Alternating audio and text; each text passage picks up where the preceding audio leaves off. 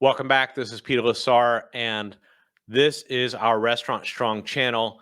In this week's strategy episode, we're going to cover the very important chess move of a strategy used by pretty much every industry leader out there, which I call break your restaurant's own patterns to take market share from others. Now, this is a strategy that whether you are a world's leading independent restaurant or a chain, whether you are fine dining, fast food, casual dining in a leadership role, you are going to see brands using this time and time and time again. And most restaurants that never make it that far never really understand this strategy. And so please pay very, very careful attention. Now, the mission of this channel is to help you to interpret the world as our restaurant industry leaders do in order to help the restaurants that you're involved with to grow, develop, and scale ahead of the curve. This is a strategy channel where every week we are talking about strategies that our industry leaders use, and I'm showing you in the most up-to-date news how they are using them, okay? The challenge that we're going to talk about this week is how to overcome the power of the revenue growth rate curve. So let me explain. This bell curve you see on the right represents the typical revenue growth percentage rate trajectory of a restaurant, where it starts on the left at day zero with no revenue. It grows at a very high rate of percentage for some time because it starts from zero, but sooner or later, really within 1 to 3 years, that higher revenue growth rate starts to flatten and then taper off. And eventually, virtually every restaurant on the planet sees its percentage growth rate tapering back toward market. So if the market is growing at 5% a year, most restaurants will eventually grow at around that same rate. But this is not what happens to our restaurant leaders. They became leaders because they learned how to build many successive growth rate curves, one on top of the other. In other words, it's inevitable that the novelty of your restaurant after you open will eventually fade, okay? And your growth will fade as a result, right? And so they have learned how to inject new novelty in a very specific way we're going to cover today in order to get that next leg up of growth and then that next one after that, okay? So we're going to talk about pattern breaks today, and we're going to start with restaurant concept patterns, okay? Now, if you go into virtually any pizzeria in the world or any fast food chain restaurant in the world, even if somebody didn't tell you it was a pizzeria or a fast food restaurant, you would be able to see visual clues that would tell you what it is, right? And that's because concepts tend to get copied and pasted around the world. Why? Because we saw one that worked and we wanted to use what works, right? And that has a lot of positive things in it. It helps to mitigate risk because you've already seen practices that work. But from a customer point of view, it also helps us to put a frame around what we're seeing and understand whether it fits in our life in that moment. We see a fast food restaurant. We know we can get food quickly. We know it's a value a meal in terms of pricing. And therefore, we can choose to engage with that based on sort of what's going on in our lives in that moment, okay? But from a development point of view, those patterns of restaurant concepts also do us a lot of damage, right? Because when many restaurants of the same niche or the same format tend to look the same, they have trouble standing out in the marketplace, okay? And so most restaurant developers will make a twist or some sort of shift in a concept in order to step away from that. We understand that intuitively, right? But actually, our restaurant leaders don't make a twist. They try to make a complete pattern break in order for us to see them very clearly. So I'm going to give you two examples in a moment. Restaurants become leaders.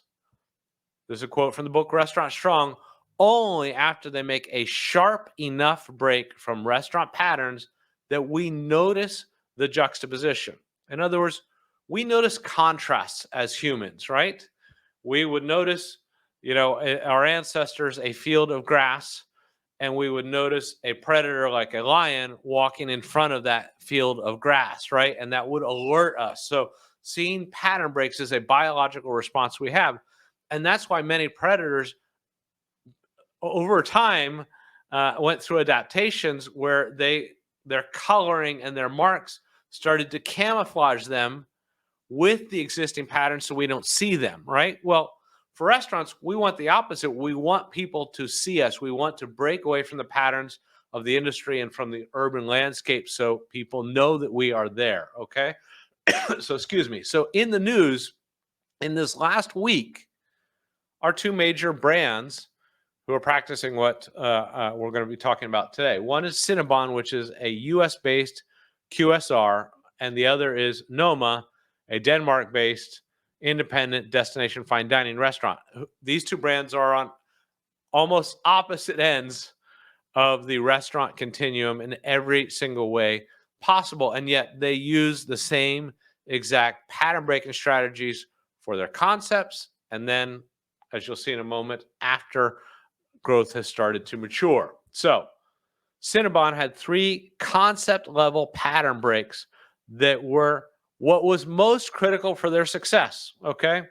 First of all, they chose to locate in mall locations, but not in food courts. Now, if you go into a food court today and you see 10 or 15 restaurants, you will notice it will take you a minute or so to sort of look around and have your eyes adjust to be able to pick out the different restaurants that are there, right? That's because food courts tend to blend into a pattern of different sort of visual cues. It's hard for us to separate them, okay? Cinnabon said, I don't want to be caught up in that pattern. I want to actually locate where all the retail stores are, and I'm going to be the only food service provider in those areas, and I'm going to break the patterns of those areas of the mall as people walk by. That's a critical pattern break. They did not get lost within the patterns of the food court, okay?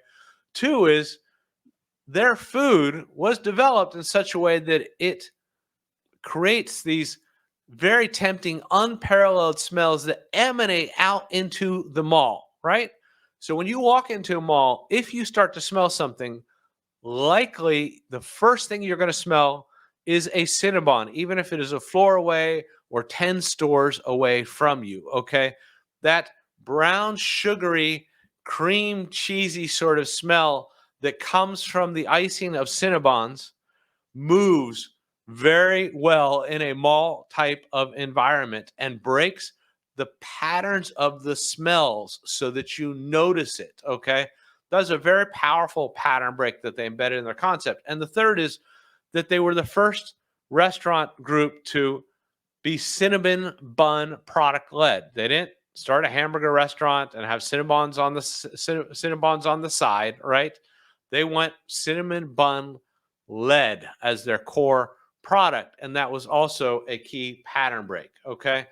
Noma, on the other hand, very different type of restaurant, had 3 very different types of pattern breaks that helped us to see them in ways that we don't see other restaurants. The first is, given that their location is Scandinavia, and in 2004 when they opened, almost all Scandinavian restaurants imported the vast majority of their ingredients from continental Europe, where there's an abundance of ingredients, right? Because it was more convenient and easier, and they could have a larger selection, and they could produce whatever menu they wanted. Noma saw that pattern and went the opposite way, and said, we're only going to work with the very scarce local ingredients, even though many of them are not even cultivated. We have to forage for them, even though many of them are very scarce, even though many of them are extremely hard to work with and make palatable for people, okay? And by taking that black and white decision, a total contrast to the practices in the market, they were forced down a path of 2 additional pattern breaks, okay? The second being that they had to re-engineer a lot of their ingredients to make them palatable and interesting for people, okay? So they developed really the first very famous food lab around the world, okay, with fermentation and other practices that played with the chemistry and the edibility of the food, okay? And third, through that food lab and through working with these very scarce ingredients, they were able to create products that the world has never seen before, okay? So go into any restaurant in your country and you're likely to find a menu in which every single item is a copy paste from other menus or is a twist by the chef on things that come from other menus, a recognizable twist on what is done elsewhere, okay? With Noma, that's not the case. If you look at their Instagram account, again, just from the last couple of weeks, this is their version of ice cream in the left, and this is their version of crispy seaweed on the right. And you see products that you've never seen before, okay? And those are so pattern breaking that they lifted Noma up, okay? So Noma and Cinnabon gained world renown because we saw their concept level pattern breaks. Yes, they have great food. Yes, they have great service. Yes, they have these environments they've invested money in. But guess what? There are tens of thousands of restaurants around the world with great food, great service, and interesting environments that you have never heard of, right? The pattern breaks, the juxtapositions against everything else that is out there embedded into your concept are what give you that first surge of growth. Those other things have to be there as baselines, but the pattern breaks are what make the material difference, okay? Now, our industry leaders renew growth. They build subsequent growth curves by breaking from their own patterns. And I include this photo on the left that shows, old architecture versus new architecture to make a point. If you walk into a city filled with old architecture, it could be a very beautiful city, but it makes it very difficult to pick out any single building. It is the juxtaposition or the contrast that we are biologically programmed to be able to see. And that's why you see cities allowing the new and the old to work next to one another so that we can appreciate both of them, okay? Now, when something loses its shine of novelty, okay, and becomes commonplace, for us to notice, it must again break a pattern by again showing us something surprisingly different. In architecture, it's the pyramid built as part of the Louvre, for example, right? And in restaurants like Noma, it's breaking their own patterns that you've started to get used to so that you get excited and interested in them again, okay? Here's a press release from Cinnabon, and this is a press release from the last couple of weeks. And in a nutshell, what it tells you is that Cinnabon is releasing its first ever chocolate-filled baked treat in its U.S. bakeries. Okay, interesting, big deal, right? Restaurants you're involved with, restaurants all over the world introduce new products every single day. What is the big deal? Well, in their press release, right below that in the first paragraph, it says that for the first time, its U.S. bakeries are offering Cinnabon's signature bite-sized cinnamon rolls with, drum roll please, none of its famous cinnamon flavoring, okay? Our leaders develop products around pattern breaks from what others do and then from what they themselves do, and then they focus their messaging on the pattern break itself in order for us to pay attention. And guess what? Many, many articles came out with headlines similar to this. Cinnabon's newest treat doesn't have cinnamon. The headline is the pattern break. It doesn't say they launched a new chocolate-filled Bon Bite or whatever it's called. They focused on the pattern break because that is what is newsworthy, right? And when people talk about this treat in the market, because in their internal marketing also at the stores, they're going to focus on this pattern break. People are going to say, you have to go and try this new thing at Cinnabon. It doesn't use cinnamon anymore, okay? That is how you create excitement that by juxtaposing to what's going on in your own stores to get renewed interest, okay? And Noma does the exact same thing on the other side of the continuum. So When we return to Copenhagen, this is from an Instagram post from Noma this last week, we will celebrate our 20th year, the last year of Noma as we know it, and the beginning of a new and exciting phase. So Noma is telling us that a major pattern break is coming yet again.